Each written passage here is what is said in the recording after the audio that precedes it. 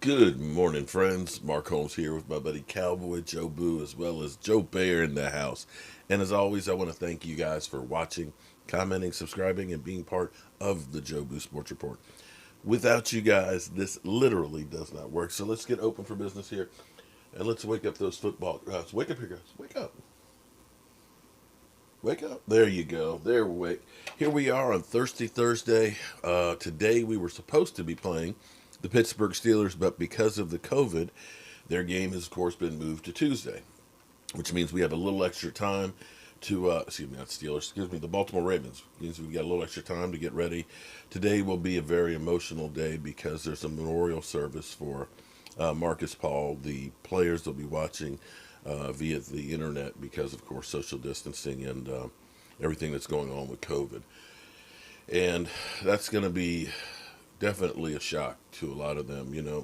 At the age those guys are, they probably haven't had a lot of death and things around them and stuff. And so when you have somebody that's worked closely with you, someone you really know, all of a sudden passes, it's truly a shock. So my heart goes out to Marcus Paul, his family and friends, and the players and stuff that are going through that today.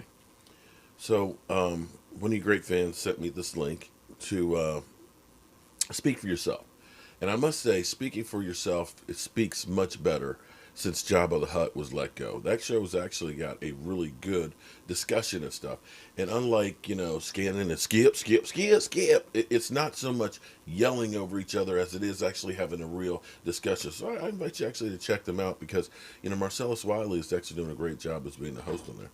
So this is a debate, and this is a debate that's going on right now, which is about Dak Prescott, or should the Cowboys, since currently they're sitting at the number 4 spot, should they be thinking about drafting a quarterback and replacing him to save some money? And so I just want to play a few clips from this, and then we'll have a discussion afterwards. $0.7 million if he plays on a franchise tag. Will get at least $40 million a year once talks begin. He's earned it based on market value, and the Joneses should be thrilled to pay it. The future without Dak is too bleak to consider for a team built to win right now. So LeVar, has Dak's price tag for the Cowboys gone up this season? No, it has not. And we can't base the premise of what we're going to talk about off of that last point. A team that's built to win right now? When have they won right now? We're not seeing them win right now. So they're not built to win right now. And they have not been built to win right now. They have had moments. If y'all going to jump on Carson Wentz and talk about how his moments don't matter and they don't count, then you need to apply the same logic to what we're talking about right now with the Dallas Cowboys. I'll tell you right now, just because of a Carson Wentz, you don't give that type of money to Dak Prescott. They haven't gone far enough in the playoffs with Dak Prescott to sit there and say, this is a guy that we have to have and pay him this absorbent amount of money to be able to have an opportunity to try to win the Super Bowl right now. They're not close to a Super Bowl, people. Stop saying that this is a team that's built to win right now. In fact, I would even say that outside of some of the younger guys that are on this team, some of these guys might get blown up out of this scenario in this situation, and it might be time to start over. And looking at how poorly they're playing, why would you not take a look? There's at least 4 quarterbacks of franchise potential caliber that are coming out in this year's draft. There is no way I see the Jones family sitting there and saying to themselves, we have to take Dak off of this franchise tag and pay him this large sum of money so that we can save the future of the Dallas Cowboys. I don't see that as being logical. Oh, I think it's very logical. And yes, his price tag is going up this year for several reasons. One, they are built to win. When someone says that term, what they're meaning is, do you have all the necessary parts for you to be victorious in this league, for you to win in this league?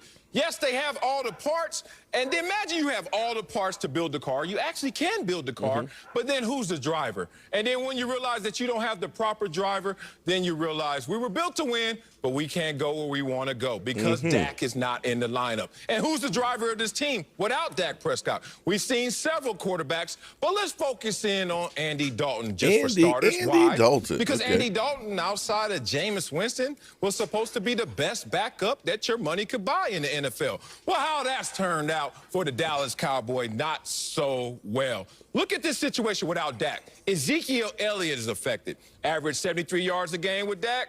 Now, down to 57 yards a game. What about Dak when he was there with Amari Cooper, CeeDee Lamb, and Michael Gallup? They were all on pace for 1,100-plus receiving yards. Lord. Since then, how has it turned out for those guys? Now only Cooper is on that same pace. What about the fact that Gallup averaging over 20 yards a catch? Now, under 10. That's the thing. That's the Dak effect right now. So, one, you can show it through your own production that, hey, my price tag should be up there. Two, you get to see the disparity of this offense with me and this offense without me. And if you look at the numbers, my God, what a falling star without Dak Prescott. As I look at this, look at the left. To the left, to the left, Dak Prescott. I'm going to hold it right there for a second. Look at that. Points per game, 32.6 drops to 14.7. Net yards, 488 drops to 289. You literally dropped 200 yards per game. Per game. Your net passing yards drops from 381 to 173. Again, 208 yards you drop per game passing the football. And passer rating, oh, my God. You drop from 100 to 73. Third down percentages, you drop from 46, which is incredible, to 35. Wow. Wow. Wow. So as we look at this, let's go on a little bit longer. They're looking pretty, like Beyonce. To the left, to the left. To the left, to the left. Every other quarterback that wears a star, how in the hell his price tag didn't go up? He's sitting back at home making money, mailbox money, because of how inept this offense is without him. Marcellus, you do know that if they were built to win, ready to win, they would do what Matt Castle did in New England when their starting quarterback. Get out of here with that. No, still win. That's what Bill Belichick. That wouldn't do it. I think that's another conversation because that would talk about the system and how the system elevates the quarterback and every quarterback that is playing there. What we're seeing in Dallas, man, this was actually something that Dak Prescott needed to happen because there was a lack of appreciation for you got that right. It still is. To the Dallas Cowboys. People talking about, oh, Andy Dalton's going to steal his job until Andy Dalton had to play. And then when you look at this offense, they can't get out of their own way. Dak Prescott was ringing up numbers. He was keeping this offense, this team competitive, even though he was playing with a historically bad defense. And then when we talk about some of his draft mates, Jared Goff and Carson Wentz. Those guys are making Dak Prescott money right now because both of those guys are struggling. Carson Wentz is absolutely boo-boo. And the fact that he's making $32 million, Dak Prescott is insulting. And we're not even starting at $40 million because he is far and above a better player than him. And then Jared Goff struggling. Both of those guys were taking 1 and 2 respectively. Now when it comes time to go to the table, if we were picking a quarterback, we have to say that Dak Prescott is better than all of them. Give him his money. Give it to him in droves. Pay him in nickels and dimes. It should be a ton of it. We sure do know when Bucky Brooks has an affinity for the people or person or team we're talking about. That is one thing that is for certain. You love you some Dak Prescott. And you hate yourself some Dak Prescott.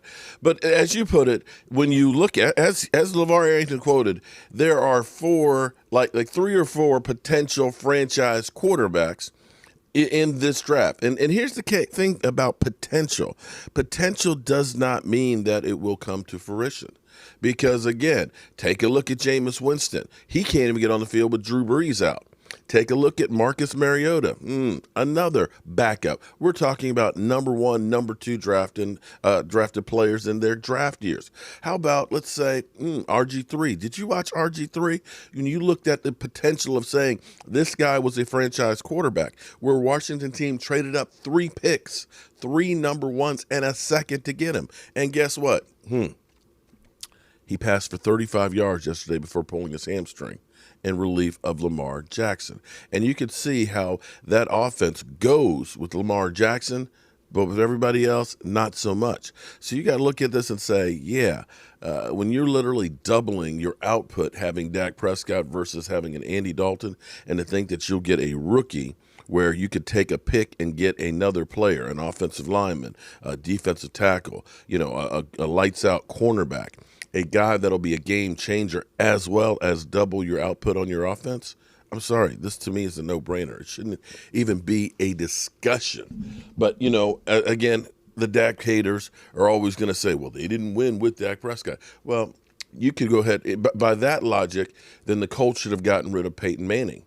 Because, with Peyton Manning, they always put up a lot of offense and everything else, but they couldn't win. They couldn't go to the Super Bowl until they did. So let's just be cool. Understand it's going to be his time to get paid. He's going to get paid. We're going to have a hellacious draft as far as having a number of picks. If we can hit on half of our picks, we will be in good shape next year, especially if we stay in the draft position we are. And that's all I got to say about that. So hope you guys have a good Thursday. There will be no football, of course, tonight. I'm going down to my brother's house to do some more work, so I'm going to be on the road, and I don't get a Wi-Fi a signal down there, so probably won't be too many videos today. So I'll be relying on you guys to help keep me informed. So that's all I got for you right now. Hope you guys have a great day, and I will see you soon. And Redskin fans, Washington fans, slow your roll a little bit. You guys are getting a little bit crazy out there.